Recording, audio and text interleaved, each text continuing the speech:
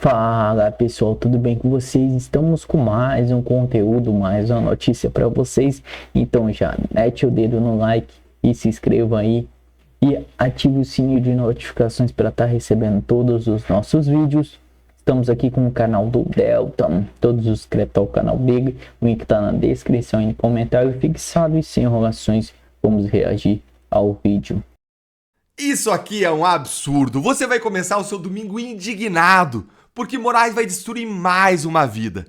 Ele abriu uma nova perseguição judicial, dessa vez contra aquele assessor dele que trouxe à tona as ilegalidades do gabinete dele na Vaza Toga. E presta atenção, o ministro está prestes a destruir mais uma vida, mas calma, porque nesse caso tem uma luzinha lá no final do túnel. Tudo indica que o ministro vai tomar uma invertida, uma porta na cara e que ele vai passar uma vergonha internacional de novo. E esse é um dos maiores abusos de Moraes da história. Fica aqui que você vai entender e no final me diz se eu tinha ou não razão. Mas eu preciso começar te dando um bom dia. Um bom dia para você que ainda não recebeu um bom dia nesse domingo. Que seja um dia abençoado. Abençoado de descanso, mas que possa ser mais do que isso. Que você possa hoje investir um tempo intencional cultivando o seu relacionamento vertical com Deus, lendo a Bíblia, inclusive orando pelo nosso país, como a gente precisa, e também cultivando o seu relacionamento horizontal com as pessoas que você mais ama. Olha, eu tô quase indo para a igreja com a minha família, mas eu queria trazer para vocês esse novo absurdo antes, porque quem ama se importa, e a indignação com a injustiça é outra face do amor. Esse vídeo eu tô fazendo um vídeo cheio de amor em relação a quem sofre, a vítima da injustiça e da perseguição. Então, nesse nosso encontro com justiça, eu vou te mostrar duas coisas. Primeiro, a denúncia e o pedido de extradição contra o ex-assessor de Moraes, que é a fonte da Vaza Toga, e por que essa perseguição é absurda, é abusiva. E segundo, se prepare, porque eu vou te mostrar como e por que o Moraes está prestes a passar mais um vexame internacional. Bora então aqui direto ao ponto com essa notícia aqui, ó. Dá uma olhadinha aí. A PGR, claramente agindo no interesse de Alexandre de Moraes, acabou de denunciar o ex-assessor do ministro Eduardo Tagliaferro por 4 crimes. Quais são eles, Eltan? Violação de sigilo funcional, coação no curso do processo, obstrução de investigação e tentativa de abolição do Estado Democrático de Direito.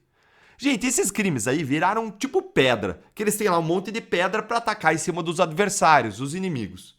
Mas o que a PGR alegou, Deltan? Horas. O Tagliaferro, ele foi quem vazou aquelas mensagens do gabinete do Alexandre de Moraes que foram publicadas pela imprensa na série conhecida como Vaza Toga e que gerou o maior escândalo judicial da história do Brasil e do Supremo, com abusos atrás de abusos comprovados do ministro Alexandre de Moraes e dos seus assessores. Gente, coisa digna dos piores filmes de terror. E, note-se de passagem, coisa que resta impune, que não foi investigada e que não foi punida, mesmo as mensagens sendo legais. Não é um vazamento ilegal de mensagem, é um reportante, um whistleblower, alguém que sopra o apito, vai lá, denuncia os abusos e ilegalidades, e isso é claro que tinha que ter sido investigado. Ah, mas não, né? Eles são muito poderosos para isso. E aí, logo antes dessa denúncia contra o Tagliaferro, como se fosse um sinal até para que a denúncia viesse, Alexandre de Moraes pediu a extradição do Tagliaferro, ou seja, pediu que ele seja preso no exterior e trazido para o Brasil. E olha, lembra da Vaza Toga? Lembra de todas as ilegalidades, aqueles relatórios fraudulentos, use a sua criatividade. Se você ficou tão horrorizado quanto eu com o que a Vaza Toga revelou, então senta o dedo no like e presta atenção, porque a denúncia e a extradição contra o Tagliaferro são duas das coisas mais maléficas, absurdas e ilegais que a PGR e o Moraes já fizeram até hoje. Por quê, Deltan? Porque basta lembrar o que aconteceu, gente. Qualquer sombra aí de perseguição contra alguém que denunciou os abusos não é mera coincidência. Vamos lembrar que o Eduardo Tagliaferro ele foi assessor da Alexandre de Moraes até 2023. Ele era chefe do órgão de combate à desinformação do TSE. Se o Tagliaferro trabalhou com Alexandre de Moraes até 2023, como um dos seus assessores mais próximos, como é possível que a PGR denuncie o Tagliaferro por abolição violenta do Estado Democrático de Direito? Me conta. Só se a PGR estiver dizendo agora que o líder do golpe é Alexandre de Moraes. Aí faria sentido, porque até 2023 o que o Tagliaferro fazia, gente, era receber e executar as ordens diretas do Alexandre de Moraes. Ele atuava inclusive coletando provas e evidências contra a direita, contra o bolsonarismo, contra os réus do 8 de janeiro. Então, Como assim a abolição violenta do Estado Democrático de Direito? Gente, não faz sentido nenhum. É puro lawfare, é pura perseguição política, é uso do direito como vingança contra quem trouxe à tona as ilegalidades que aconteciam dentro do gabinete do ministro. Mas ele não tem prerrogativa de foro. Mas se Alexandre de Moraes está processando isso, é porque Alexandre de Moraes seria vítima dos vazamentos. E ele jamais poderia atuar nessa investigação nesse caso. Mas ele não pode ser punido, Otávio Ferro, por crime de violação de sigilo funcional, porque o que ele fez é denunciar ilegalidades. Ele é um autêntico whistleblower, um soprador de apitos, um reportante de crimes. E você não pode punir quem denuncia ilegalidades cometidas pelo Estado. Olha o que a lei diz. A lei é clara, mas claro que você tem que também fingir que a lei ainda importa no Brasil. Olha aí, artigo 4º dessa lei, que é a 13.608. Além das medidas de proteção previstas na Lei 9.807, que é a Lei de Proteção a Testemunhas, será assegurada ao informante proteção contra ações e omissões praticadas em retaliação ao exercício do direito de relatar. Ou seja, existe um direito de relatar os crimes com que você toma contato dentro da administração pública. Se Tagliaferro entrou em contato com crimes e ilegalidades, como entrou, e ele trouxe isso à tona, ele tem direito de relatar isso.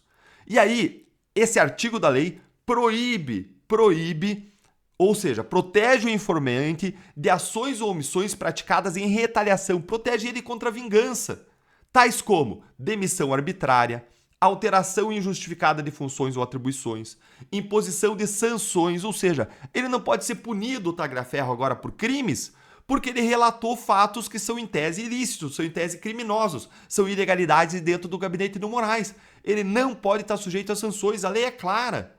Ele ainda é protegido, inclusive, de prejuízos remuneratórios ou materiais de qualquer espécie. Ele é protegido ainda, então, desses prejuízos, da retirada de benefícios diretos ou indiretos, da negativa de fornecimento de referências profissionais positivas. E presta atenção agora, gente. A prática de vingança, de ações ou omissões de retaliação ao informante, presta atenção, vai configurar falta disciplinar grave e vai sujeitar o agente à demissão a bem do serviço público.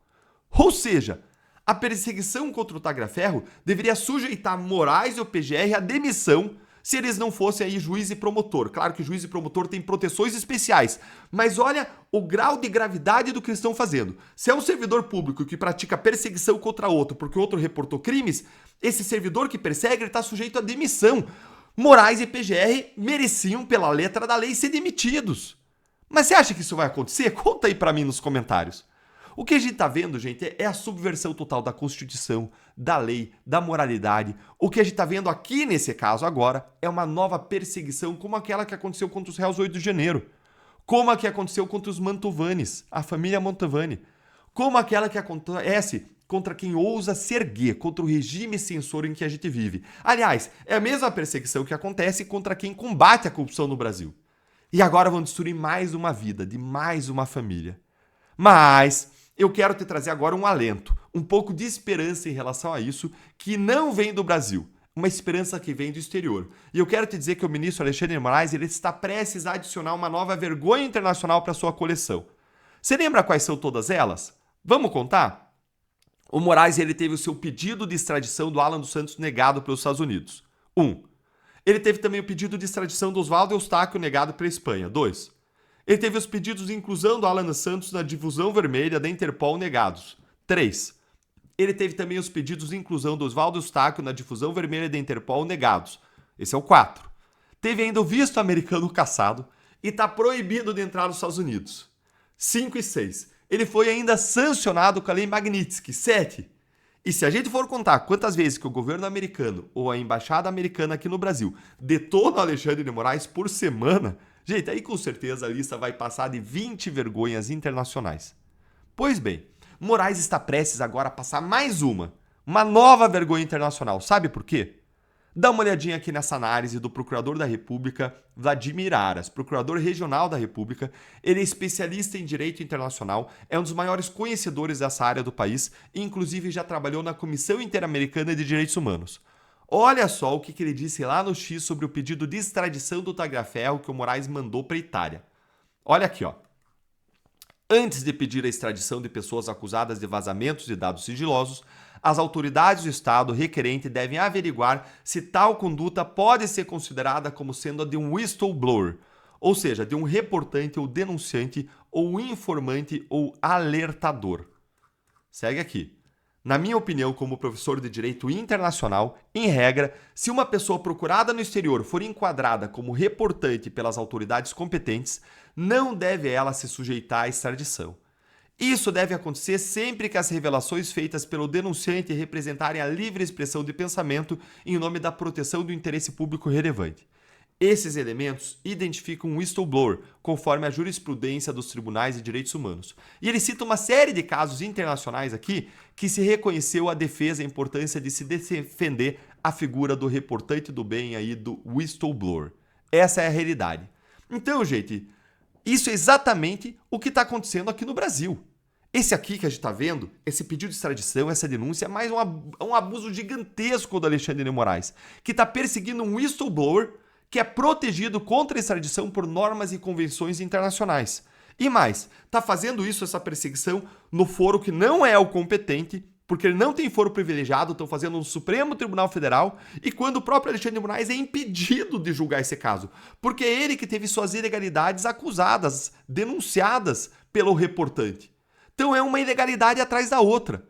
E tudo indica que Moraes aqui vai passar mais um grande vexame internacional, vai tomar uma porta na cara porque não vai ser extraditado. Escrevam aí. E se você acha isso tudo tão grave quanto eu achei, tão indignante quanto eu achei, me conta aí nos comentários.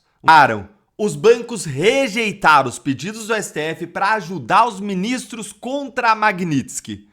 Vocês lembram de como que os ministros do STF estavam praticamente implorando de joelhos para os bancos para ajudarem eles com as sanções da Lei Magnitsky, dizendo ali com pires na mão que o problema das sanções não era um problema dos ministros, mas um problema do Brasil.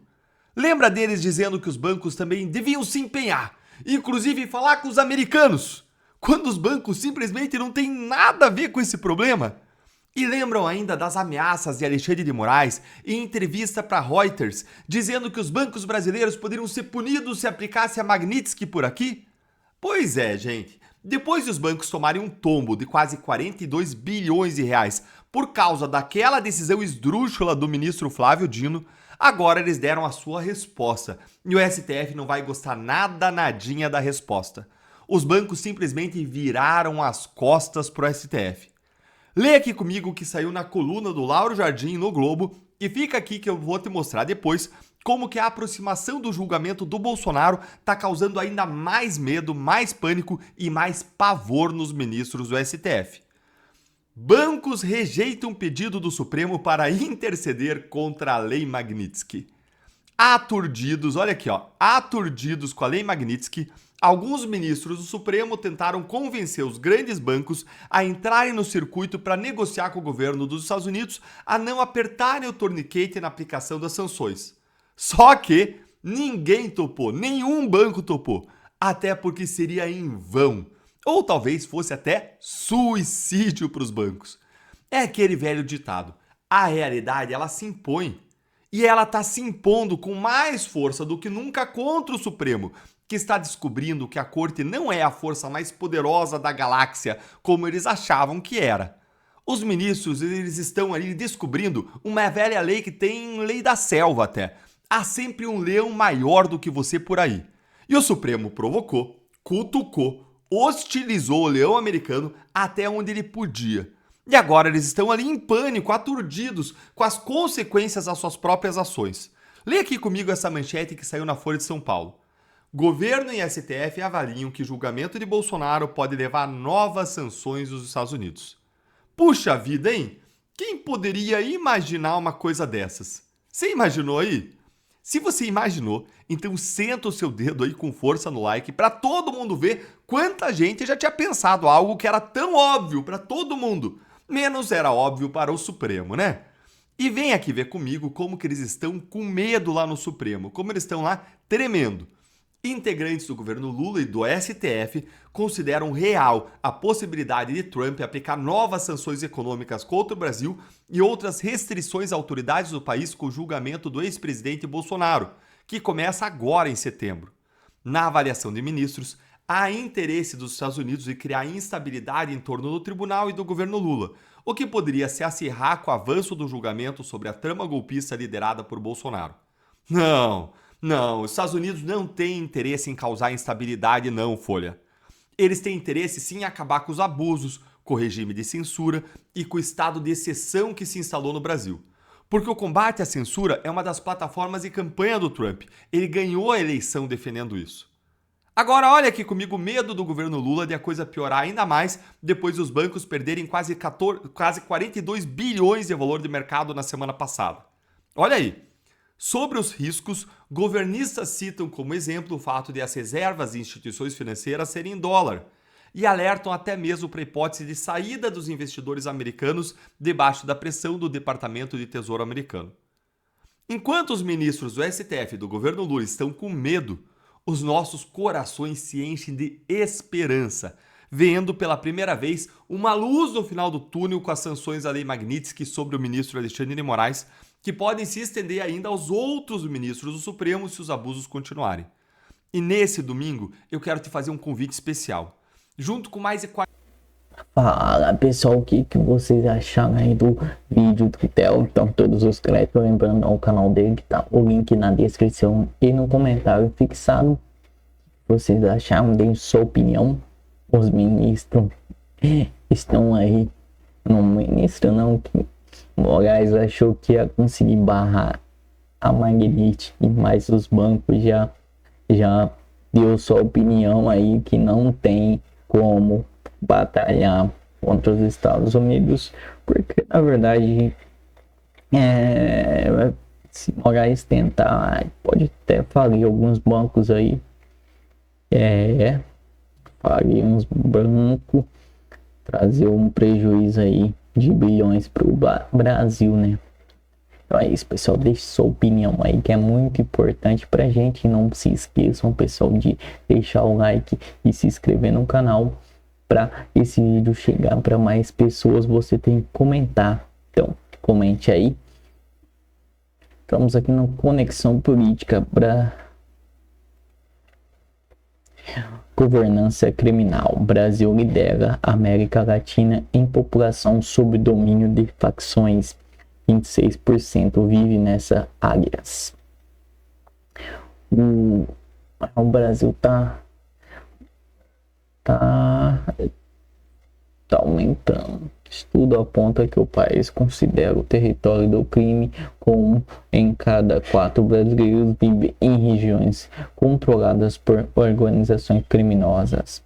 O Brasil concentra o maior número de pessoas vivendo sob regras impostas por facções criminosas na América Latina, o que aponta o estudo Governança Criminal da América Latina, Prevalência Corretado, publicado pela Cambridge University Press, com base em dados de pesquisa anti-nomeamento de 2022, segundo analista, entre 50,6 e 61,6 bilhões de brasileiros, equivalente a cerca de 26% da população, estão submetidas a chamadas de governança criminal, quando a organização assume o controle de comunidades e impõe regras que afetam desde a rotina social até processos eleitorais. Sim, pessoal, 26% é mais ou menos isso aí mesmo. Na verdade, esses dados aí hoje em dia tá diminuindo, na minha opinião, né? Mas esse aí é real mesmo. Hoje em dia, aqui mesmo, onde que eu moro mesmo, o negócio aqui é feio. Acaba que diminuiu até os porta-regra aí na rua, mas a criminação aqui é feia. Todos os bairros pra cá do Mato Grosso bagulho que é estranho. Mas é isso, pessoal. Deixa o like e até a próxima.